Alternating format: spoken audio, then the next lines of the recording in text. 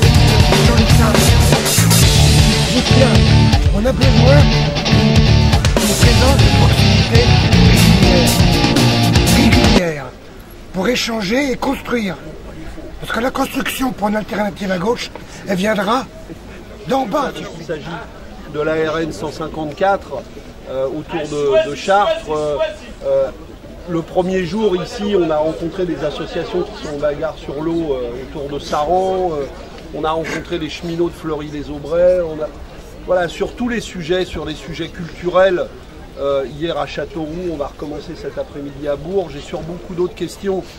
Et on s'aperçoit que dans ces rencontres, il y a une énorme disponibilité pour penser autrement l'avenir de la société. Et il y a un débat politique tellement verrouillé, tellement éloigné des urgences de la population, que si on se laisse enfermer dans ce débat politique national, il m'arrive évidemment d'y participer parce que c'est aussi mon rôle, mais je vois bien l'enfermement dans lequel on essaye de nous mettre, le piège dans lequel on essaye de mettre les Français, et nous aussi, les responsables politiques nationaux, qui consisterait à mener un débat politique politicien à partir de petites phrases totalement déconnectées des urgences du pays. Et dès qu'on va sur le terrain, les urgences, on les sent immédiatement. Les urgences sociales, les questions du logement, les questions du pouvoir d'achat.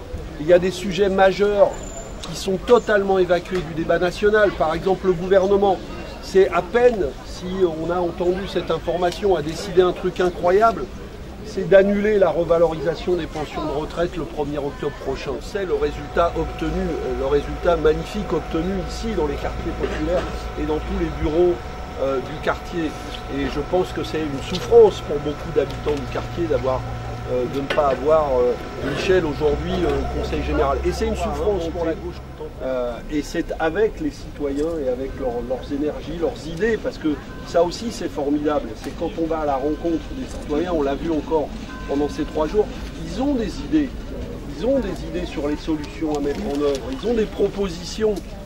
Et c'est ces propositions-là qui devraient être écoutées. Donc ce travail, on va le continuer, on va le mener.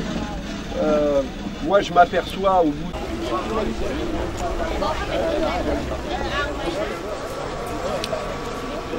contre nous, mais parce que François Hollande, à ce moment-là, il était interpellé dans le reportage par des électeurs socialistes de 2012 qui lui disaient on a voté pour nous et on le fera plus parce que tout ça. Mais en même temps, il lui disait on a été voté Front National. Donc moi aussi, c'est ça qui me préoccupe. C'est que ces gens-là, il faut bien que je leur parle. À ces gens-là qui votaient socialistes il y a 2 ans. Parce que si moi je ne leur parle pas et si vous ne leur parlez pas, ils iront voter FN. Donc il ne faut pas que nous on produise des paroles qui renvoient ces gens ailleurs. Il faut aussi que nous, en permanence, on se dise qu'est-ce que les gens qui sont autour de nous entendent de ce qu'on dit. Est-ce que ça leur apparaît pour ces gens qui ne se reconnaissent plus et qui pourtant il y a très peu de temps votaient socialistes une parole qui leur tend la main ou une parole qui les repousse? Il faut que ce soit une parole qui leur tende la main, sinon eh bien, ils risquent soit de s'enfoncer dans l'abstention et d'y demeurer pour longtemps, soit de se tourner vers des solutions de ce type.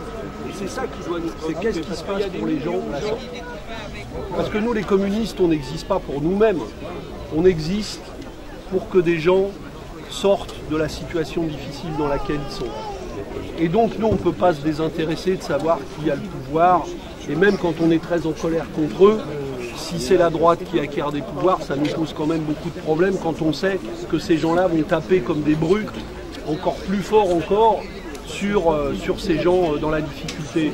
Donc c'est ça qui nous motive, c'est pas autre chose. Alors évidemment, je la comprends, ta colère. Je comprends plus qu'ici, avec ce qui s'est passé, c'est-à-dire le redécoupage du canton, cette injustice finalement, parce que c'est une injustice que Michel, avec notre liste, avec nos idées, avec notre programme au premier tour, mais il faudra trouver le moyen aussi d'empêcher à un moment donné de leur filer la raison. Mais pour peser sur nos propositions et avoir des moyens. Et c'est un chemin sur lequel il faut s'expliquer effectivement avec les gens, s'expliquer entre nous. Surtout pas perdre cet objectif-là.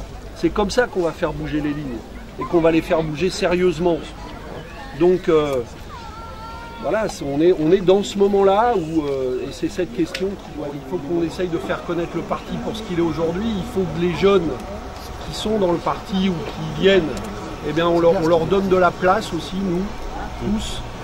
Il faut que la voix des jeunes, elle soit portée par des jeunes dans le Parti communiste. On ne peut pas être un parti qui va parler comme des parents aux jeunes. Hein, on est un parti donc, dans lequel les jeunes ont leur place.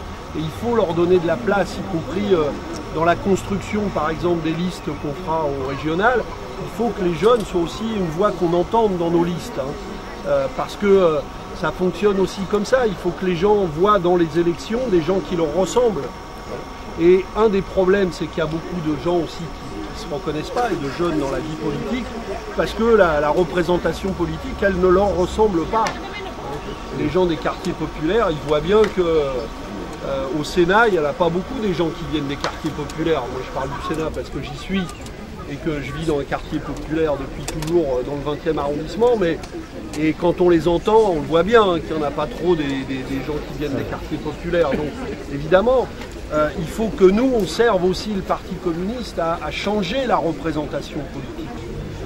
Et à donner l'accès à des gens, et singulièrement à des jeunes qui n'ont pas. Et on avait beaucoup de jeunes qui étaient candidats aux élections départementales. On n'a pas réussi à suffisamment le montrer, mais on va travailler ça parce que en utilisant aussi mieux et plus la communication sur les réseaux sociaux, parce que c'est là aussi que ça se passe, le débat avec la jeunesse. Ça se passe en tête à tête, mais ça se passe aussi sur les réseaux sociaux. Et nous, il faut qu'on travaille mieux là-dessus, qu'on communique mieux, qu'on fasse mieux connaître nos propositions. Et puis après, par rapport à ce que tu dis, parce que ces idées, ces caricatures sur le communisme, elles sont très présentes. Elles sont d'autant plus présentes que c'est ce qu'on leur apprend à l'école. Hein, parce que dans les programmes scolaires, on ne parle pas beaucoup des communistes, mais les quelques pages où on en parle, il n'y a qu'à regarder les manuels d'histoire, c'est toujours pour leur parler de ça. Je suis un bon militant. Donc il faut aussi qu'on change, qu'on fasse, voilà, qu'on fasse connaître notre projet pour ce qu'il est aujourd'hui et son côté décoiffant aussi par rapport à des grandes questions qui les préoccupent. Qui sont les enjeux d'aujourd'hui, du monde d'aujourd'hui, la solidarité, les questions du climat, voilà, par exemple il va y avoir la conférence climat, il y a sûrement beaucoup de jeunes qui vont s'intéresser à ces sujets-là. Il faut que le Parti communiste soit offensif sur ces sujets, qu'il les mobilise.